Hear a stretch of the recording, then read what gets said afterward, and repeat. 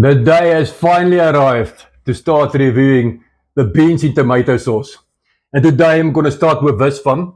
It's an easy open can, no name brand from Pick n Pay.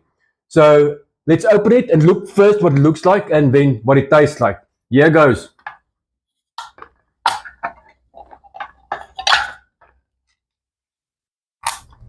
Okay, it doesn't look too appetizing. As you can see, it's watery on the top. But yeah, let's taste what it tastes like. I will mix it a bit before I taste it, otherwise I'll just taste water.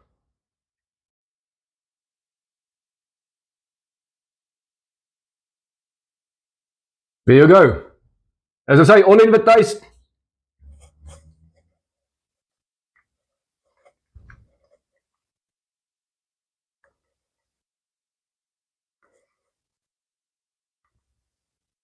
It doesn't got the strong taste. And some of the beans is a bit hard. It's as if it's not totally cooked.